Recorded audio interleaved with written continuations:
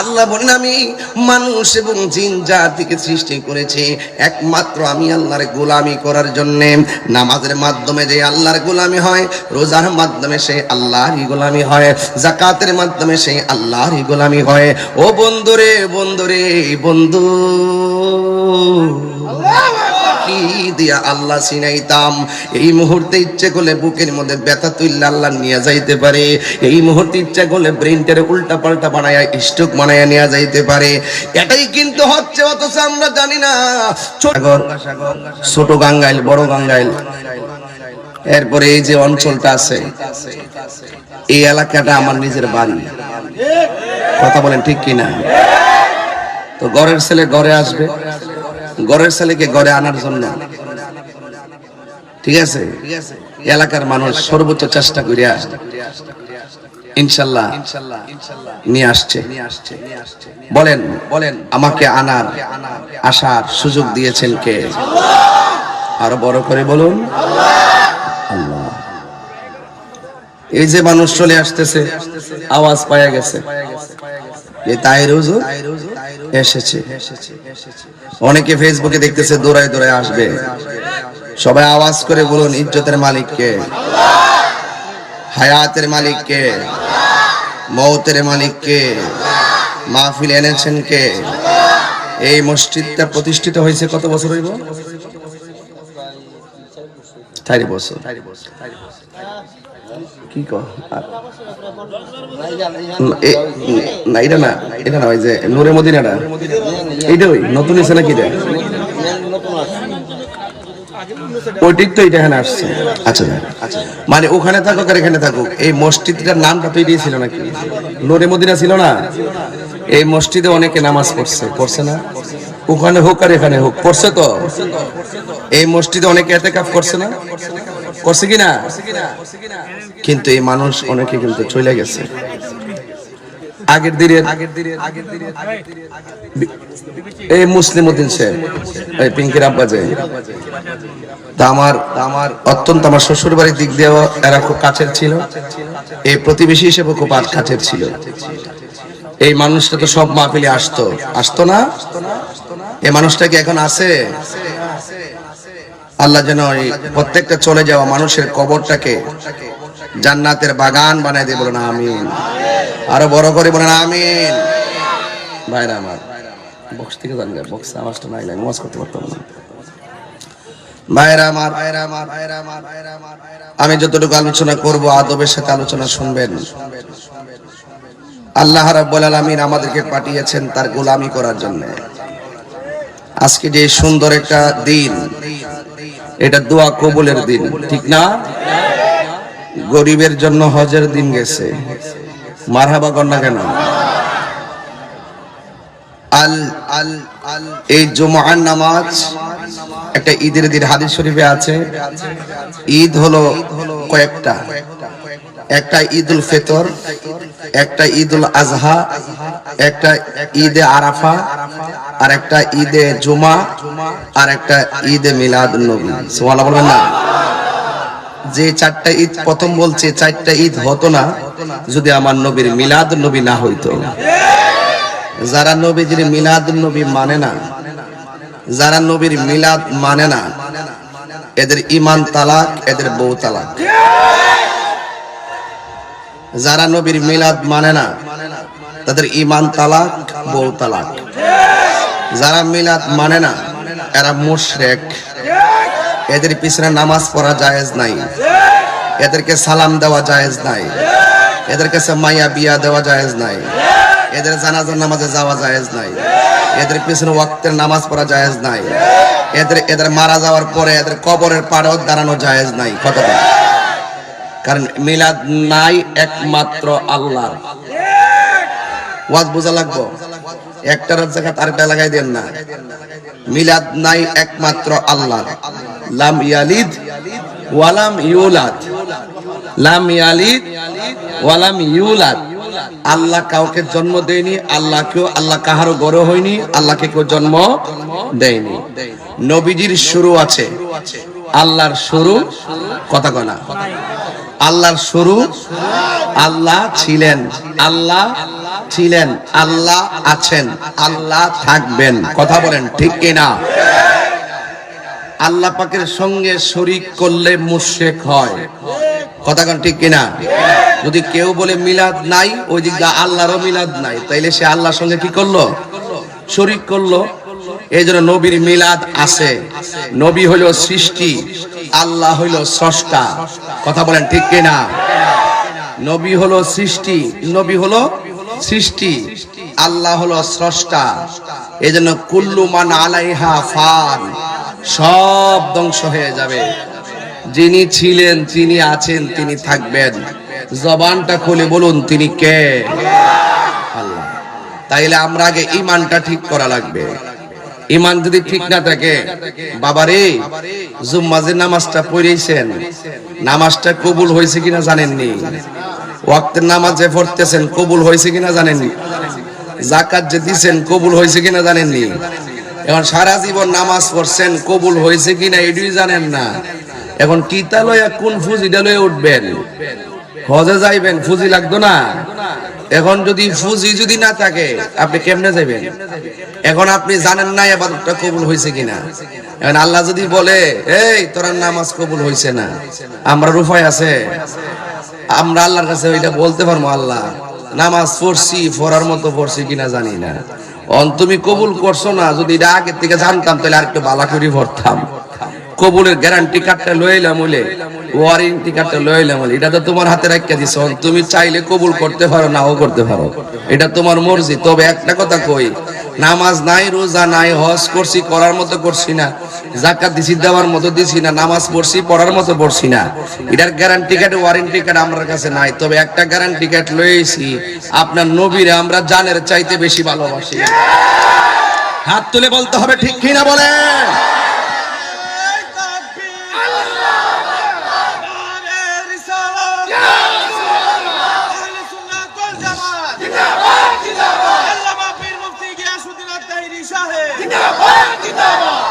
আমি কি বোঝাইতে পারছি?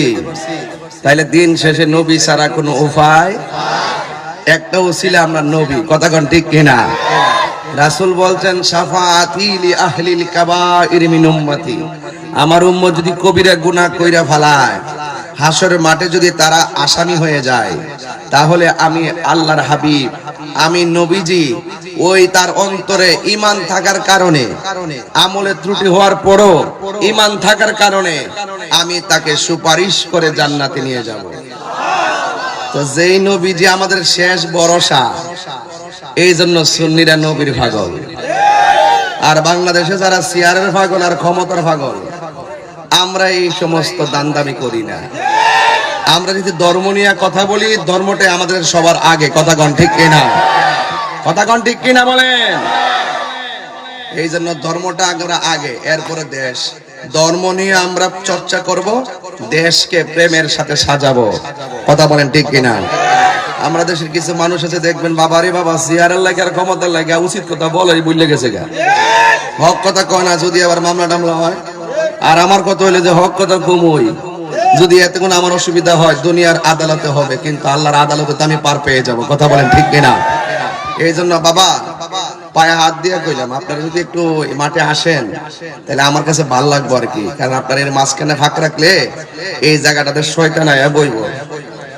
আপনি একটু এসে বসেন, কারণ আমার তো, আমি কিন্তু অ্যাভেলেবল আসতে পারি না আপনাদের এলাকায়। দেখেন পুরা মাঠ কানায় কানায় মানুষ দাঁড়িয়ে আছেন। আপনারা একটু মেহেরবানি করে ভিতরে বসুন, এরপর মানুষ যারা জায়গা পাবে না তারা দাঁড়াক। এখন জায়গা থইয়া আপনার দাঁড়ায় থাকলে এই জিনিসটা খারাপ লাগে। বাবা আপনারা আসেন, এই জুমার দিন আয়েন, কাঁধে কাঁধ মিলান না, হাতে হাত রাখেন না। এই সুন্নি ভাইরা কেমনে দাঁড়াইতেন? আয় ফেরেন, মহব্বতে আয় ফেরেন, জোতারি খুললে আয়েন, সুন্দর করে কাঁধে কাঁধ মিলায় বসে দুরূদ শুনে বলেন আল্লাহুম্মা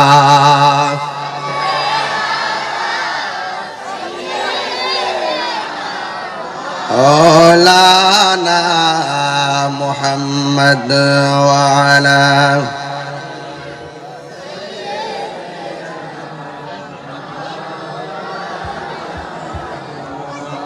দরদ মাকে কণ্ঠে করে লা ইলাহা লা ইলাহা ইল্লাল্লাহ লা ইলাহা লা ইলাহা হাসবি রাব্বি জাল্লাল্লাহ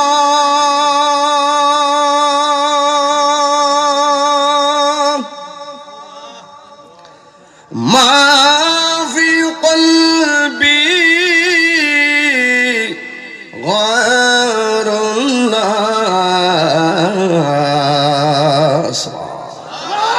পড়ুন নূর মুহাম্মদ ঢেউ তুলেন লা ইলাহা লা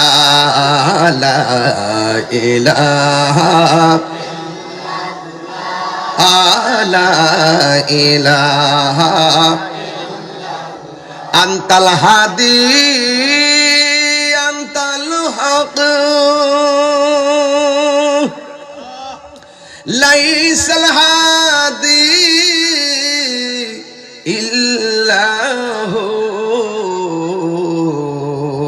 সুবহানাল্লাহ পড়ুন লা মাওজুদা ইল্লাল্লাহ লা মাকসুদা ইল্লাল্লাহ লা ইলাহা লা ইলাহা লা ইলাহা লা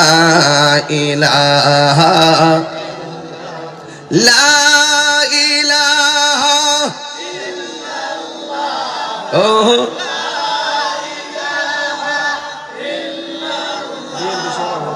লা ইলাহা লা ইলাহা লা ইলাহা ইল্লাল্লাহ জি জি সিনসিয়ারলি মারহাবা বলেন। আজকে আমাদের এলাকার গণ্যমান্য ব্যক্তিবর্গের উপস্থিতিতে আজকের এই প্রোগ্রামটি প্রাণবন্ত এবং প্রেমময় হচ্ছে, কথা বলেন ঠিক কিনা? সবাই বলি মারহাবা, নারে তাকবীর, নারে রিসালাত, আহলুস সুন্নাত ওয়াল জামাত। গভীর মনোযোগ, বেশি বাড়াবো না, জবানটা খুলে বলুন ইজ্জতের মালিক কে? আল্লাহ রাব্বুল আলামিন আমাদেরকে ডাক দিয়ে বলতেছেন, ইয়া আইয়ুহাল্লাযীনা আমানু আমিনু বিল্লাহি ওয়া রাসূলিহি। সুবহানাল্লাহ। আল্লাহ বলেন, হে ঈমানদারগণ, তোমরা ঈমান আনো আল্লাহর উপরে। বলেন, খুঁটিবিহীন আসমানটা বানাইছে কে? আল্লাহ। আমাদের এই বাঁশিটা বানাইছে কে? আল্লাহ। একটা বাঁশির সঙ্গে আরেকটা বাঁশির সুরের মিল আসেনি, একটা চোখের সঙ্গে আরেকটা চোখের মিল আসেনি, একজনের চোখের সঙ্গে কালারের সঙ্গে আরেকজনের কালার মিল আসেনি। দেখবেন এমন সুন্দর ডিজাইন করে আমার আল্লাহ বানাইছে, একটা চেহারার সঙ্গে আরেকটা চেহারা মিলে না। ওরে আল্লাহকে চিনতে গেলে লন্ডন আমেরিকা যাওয়া লাগে না, আয়নার সামনে দাঁড়াইলেই বুঝতে পারবেন আল্লাহ আপনাকে কত নিখুঁত করে বানাইছে। একটা আসমান থেকে আরেকটা আসমানের দূরত্ব 500 বছরের রাস্তা। একটা আসমান বানাইছে আমার আল্লাহ পাথর দিয়া, আরেকটা আসমান বানাইছে আমার আল্লাহ লোহা দিয়া, আরেকটা আসমান বানাইছে আমার আল্লাহ স্বর্ণ দিয়া। এমন ভাবে 7টা আসমান বানাইছে রে বাবা, একটা খুঁটির ব্যবহার করে নাই। আল্লাযী خلق 7 سماوات طباقا। আল্লাহ হলেন তিনি যিনি খুঁটি ছাড়া আসমানটারে বানাইছি।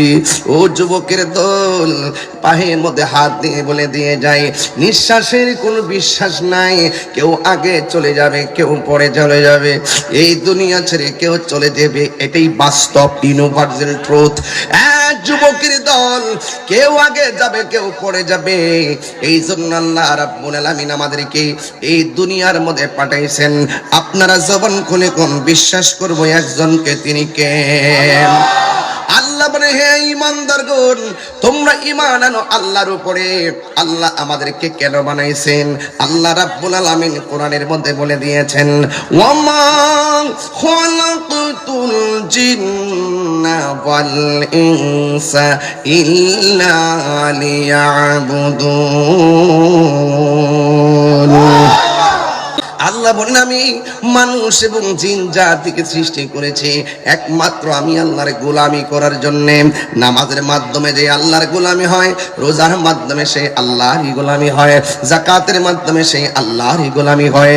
ও বন্ধুরে, বন্ধুরে, বন্ধু, কি দিয়া আল্লাহ চিনাইতাম?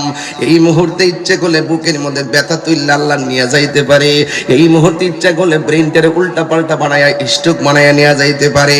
এটাই কিন্তু হচ্ছে, অথচ আমরা জানি না 40 দিন আগেই কিন্তু মরণের একটা জাগ নামারে 40 দিন আগে আলামত শুরু হয়ে যায়। কথা বলেন ঠিক কিনা?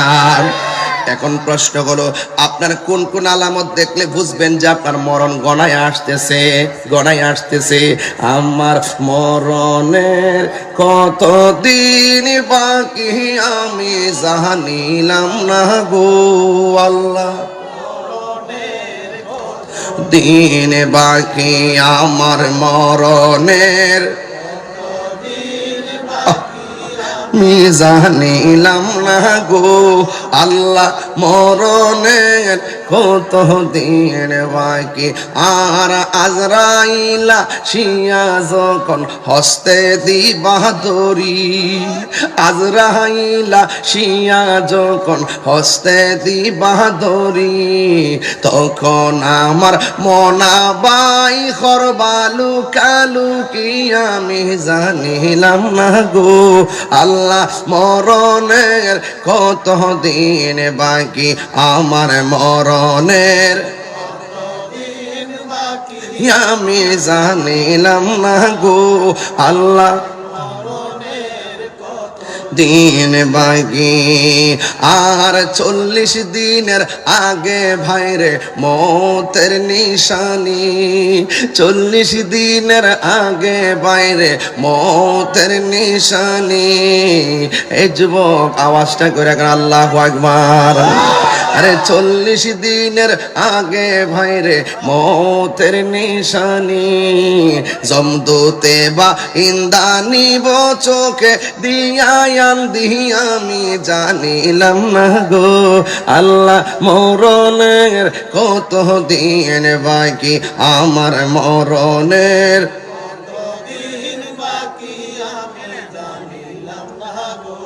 আল্লাহ। কত দিন বাকি আমার মরণের, কত দিন বাকি আমি জানিলাম না গো আল্লাহ। মরণের কত দিন বাকি আর কানের গেল কর্ণ তালে, চোখের গেল জ্যোতি। 2 ঘন্টা ওয়াজের গজলে লই দেয়। এই জন্য গজলটা গাইতেছি, অনেক কিছু বুঝাই দিতেছি, যেহেতু সময় কম, বুঝতে হবে ওয়াজ। আরে কানের গেল কর্ণ তালে, চোখের গেল জ্যোতি, দাঁত লড়িল চুল পাকিল বয়স গেল ভাটি আমি জানিলাম না গো আল্লাহ। কত দিন বাকি আমার মরণের,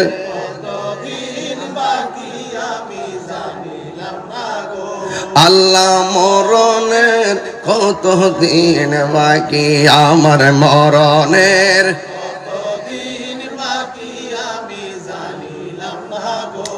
আল্লাহ। হায়াত হইল হাতে বাইরে, মত হইল পায়ে, হায়াত হইল হাতে বাইরে, মত হইল পায়ে। জোরে আল্লাহু আকবার বলা যাবে না? আর জোরে কর না আল্লাহু আকবার। কোন জায়গা যার মরণ লেখা সেই জায়গা নি জানে। কথা কোন ঠিক কিনা? কে কোন জায়গায় মরবে কেউ জানে না। এটাই ছিল আমার ওয়াজ। আপনারা বলুন জানে কে? বাইরে ও ভাই, এই এই আমার জাদুমণিরা আসেন, একটু মাঠটা বসেন। মাঝখানে শয়তানটা বসতে দিবেন না, ওরা লাথি মারে না, শয়তানটা লাথি মারে না। আপনার প্রেমিকরা মাঠটা বইরা যান, আমার শান্তি লাগবে, কারণ মানুষ তো আসতেছে, এগুলো এসে দাঁড়াইতে হবে। আবার এখানে আসেন বাবা, রাগ করেন না। এই কার সাথে রাগ করে? আমার কথা শুনেন না আপনারা? শুনতেন না আপনারা? একটু আরাম করে বসেন, দেখবেন মাঠটা অনেক সুন্দর লাগবে। বারবার বলছি, অনেক ভালো লাগবে বাবা। আপনি একটু এসে বসুন। আপনারা তো মহব্বত করেন আমি জানি অনেক, কিন্তু আপনারা বসুন, দেখবেন মাঠটা সুন্দর লাগবে। রাগ করবেন না। আমি যদি বলি যে বসুন, আপনি গাটটা ফিরে যদি বাড়ির যান গা, তাহলে বুঝবেন যে শয়তান আপনাকে মাঝখান থেকে বসায়া তাওয়াজ্জু দিয়া দিছে। কথা কোন ঠিক না বেড়ে? এই তাওয়াজ্জুটা দিতে দিয়েন না, শয়তানটা লাথি মেরে উড়াই দেন। কথা কোন ঠিক না বেড়ে? মসজিদে খালি রাখতে নাই, গায়ে গায়ে লাগে দাঁড়াবেন, মাঝখানে ফাঁক রাখবেন না, এগুলো শয়তান এসে দাঁড়ায়। কথা কোন ঠিক কিনা? সবাই বলেন আল্লাহুম্মা সাল্লি। মাশাআল্লাহ।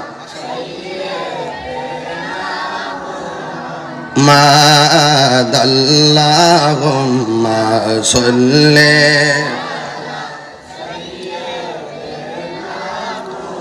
আমাদানা বি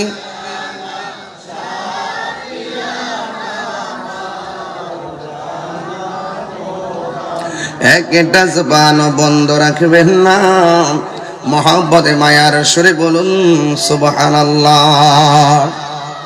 এ বন্ধু, ও যুবকের দল, আল্লাহ বলেন আমিনু বিল্লাহ, আল্লাহকে মানো। আল্লাহকে মানতে গেলে নামাজের দরকার আছে না নাই? সবাই বড় করে বলুন, আছে না নাই? রোজার দরকার আছে না নাই? ও বন্ধুরে, এরপরে আমার আল্লাহ বলছেন ওয়া রাসূলিহি, নবীকে মানা লাগবে, নবীকে মানা লাগবে। হ্যাঁ বন্ধু, অনুরোধ করে বলি, পায়ের মধ্যে হাত দিয়ে বলে দিয়ে যাই, আল্লাহ রাব্বুল আলামিন আমাদেরকে বানিয়েছেন, কিন্তু মনে রাখবেন জীবনটা বড় দামি সম্পদ। যদি আপনি ভালোভাবে উপভোগ করতে পারেন, আবার জীবনটা বড় তুচ্ছ যদি আপনার জীবনটাকে পেশামালে ঠেলে দেন। এই জন্য আল্লাহ রাব্বুল আলামিন কোরআনের মধ্যে বলে দিয়েছেন, ইয়া আইয়ুহাল্লাযীনা আমানু দুখুলু ফিস-সিলমি কাফা। শুধু মুসলমান নামে হলে চলবে না, মুসলমানের ঘরে জন্ম হলেই ইমানদার হওয়া যায় না। ইমানদার হওয়া বড় ভাগ্যের ব্যাপার। আমার নবীকে যদি আপনি ভালোবাসতে চান, নবীর সাহাবায়ে কেরাম নবীরে যেমনি ভালোবাসছেন, এমন ভাবে আপনাকে ভালোবাসা লাগবে। নবীর একটা সাহাবী, যার নাম হলো হযরতে কাতাদা, চিৎকার মেরে কি আল্লাহু আকবার বলা যাবে না? ও বন্ধু, নবীকে ডাক দিয়ে বলে, নবী গো, ও মায়ার নবী, দয়ার নবী, যুদ্ধের ময়দানে আমার দুইটা চোখ পড়ে গেছে, যুদ্ধের ময়দানে আমার দুইটা চোখ পড়ে গেছে, গালের মধ্যে চোখ দুইটা জ্বলে গেছে। ইয়া রাসূলুল্লাহ, যুদ্ধের ময়দানে আইসা আমার দুইটা চোখ জ্বলে গেছে, দুইটা চোখ যে জ্বলে গেছে, ইয়া রাসূলুল্লাহ, এই চোখ দুইটা আপনি ভালো করে দেন। চিৎকার মেরে কি আল্লাহু আকবার বলা যাবে না? এ যুবক ভাইরা, এ যুবক ভাইরা, আল্লাহ রাব্বুল আলামিন কোরআনে বলেছেন, ওয়ালা তাকুলু লিমান ইউকতালু ফি সাবিলিল্লাহি আমওয়াত বাল আহইয়াউ ওয়ালাকিন লা তাশউরুন। আল্লাহ বলেন, আমার পথে যারা জীবন দেয় ওরা হলো জিন্দা, এরা মরে না, এরা জিন্দা। হকের প্রশ্নে জীবন দিতে রাজি আছেন না নাই? আর জোরে কোন রাজি আছেন না নাই? সাহাবায়ে কেরাম জীবন দিতে শহীদ হয়ে গেছে, প্রয়োজনে হকের প্রশ্নে আমরাও জীবন দিয়ে শহীদ হয়ে যাব। কথা বলেন ঠিক কিনা? মাথাটা ঠান্ডা আছে, আবহাওয়া ঠান্ডা আছে, গরম করবেন না।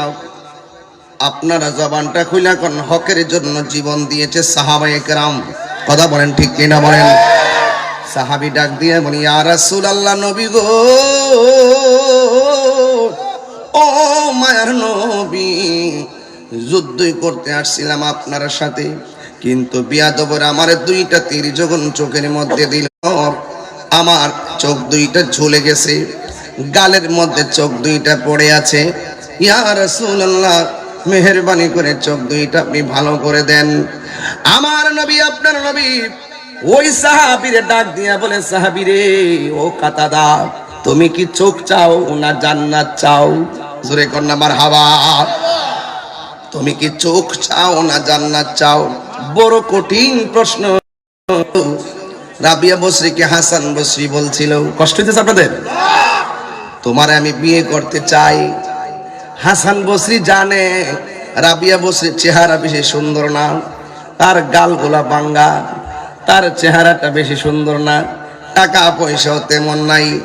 হাসান বসরি বলছে, রাবিয়া রে, আমি তোমার বিয়ে করতে চাই। রাবিয়া বলল, 4টা প্রশ্ন করবো, যদি উত্তর দিতে পারেন তাইলে আপনাকে বিয়ে করব। 1 নম্বর প্রশ্ন হলো, আপনি আমারে বলেন না আমি কি জান্নাতি না জাহান্নামী? হাসান বসরি কয়, এটা আমি কেমনে বলবো? রাবিয়া বসরি বলে, 2 নম্বর প্রশ্ন, আপনি বলেন না আমার হাসরের ময়দানে আমার আমলনামা কি ডান হাতে আসবে নাকি বাম হাতে আসবে? হাসান বসরি বলে, এটা আবার আমি কেমনে বলবো? রাবিয়া বসরি বলে, আগে বলেন না মিজানের পাল্লা যেদিন টান দেওয়া হবে আমার নেকের পাল্লা বাড়ি হবে না বদরের পাল্লা বাড়ি হবে? হাসান বসরি কয়, এটা আমি কেমনে বলবো? 4 নম্বর প্রশ্ন করেছেন, আপনি বলেন না যেই দিন জাহান্নামের উপরে ফুলসিরাতটা কায়েম করা হবে, যেই দিন মানুষ কচুরি পানার মতন কাইটা কাইটা জাহান্নামের আগুনে পড়বে, ওই ফুলসিরাতটা চুলের চাইতে চিকনো হবে, আপনি বলেন না আমি ওই ফুলসিরাতটা পার হইতে পারবো নি? এবার রাবিয়া বসরি কথা শুই না, হাসান বসরি বলে, এটা আমি আবার কেমনে বলবো? হে বন্ধু রে, হ বন্ধু। হাসান বসরির উত্তর শুই না রাবিয়া বসরি কয়, আমি তো এই জান্নাত যাব না, জান্নাত পাবো নাকি জাহান্নামে যাব, এই চিন্তায় আমি মশগুল আছি। জাহান্নামের আগুনে এত কঠিন, কেমনে আমি পার হব? কেমনে আমি হাসরের ময়দানে আল্লাহর দরবারে মুখ দেখাবো? এই জন্য আমি সব সময় আমার মনিবের জন্য পাগল। এই জন্য আমার ডিস্টার্ব কইরেন না, আমার আল্লাহর জন্য আমি দিওয়ানা। জাহান্নামে এত কঠিন, জাহান্নামের মুখের মধ্যে যদি এই পৃথিবীর সমান একটা পাথর মুখে দিয়ে দেয়, এই পাথরটা জাহান্নামের নিচে যাইতে 70,000 বছর লাগবে। এমন গভীর একটা জাহান্নাম। জাহান্নামের আগুনের রং হলো অন্ধকার। এই অন্ধকার আগুনে আমি কেমনে থাকবো? যখন ওই আগুনের কথা চিন্তা করি তখন আমার ভালো লাগে না। এই জন্য আমি দুনিয়াদারির চিন্তা করতে পারি না। আবার জান্নাতে যাইতে গেলে অনেক শর্ত আছে, অনেক কোয়ালিটি আছে। জান্নাতে যাইতে গেলে আমি সেই কোয়ালিটি অর্জন করতে পারছি কিনা এটা নিয়ে আমি বড় চিন্তার মধ্যে আছি। হাসান বসরি, আমি পারবো না। তবে একটা কথা শুনি না দিয়া যায়, জাহান্নামের আগুনও বুঝি না, জান্নাতের শান্তিও বুঝি না। যে জান্নাতে দেয় আমি তার পাগল, যে জান্নাতে দেয় আমি তার পাগল, যে জাহান্নামে ফালায় আমি তারই পাগল। জোরে কন্যা মারহাবা, আর বড় করে কন্যা আল্লাহু আকবার। আমার দয়াল নিল আমার মন কারিয়া, কেমন করে নিল মন প্রেমে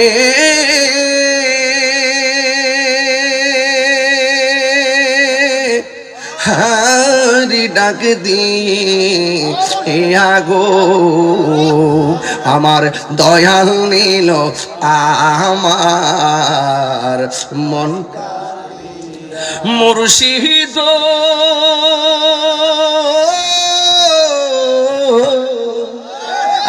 আমারি মন করলা গহরণ কি রূপ দেখাইয়া, সেই করে দয়াল রে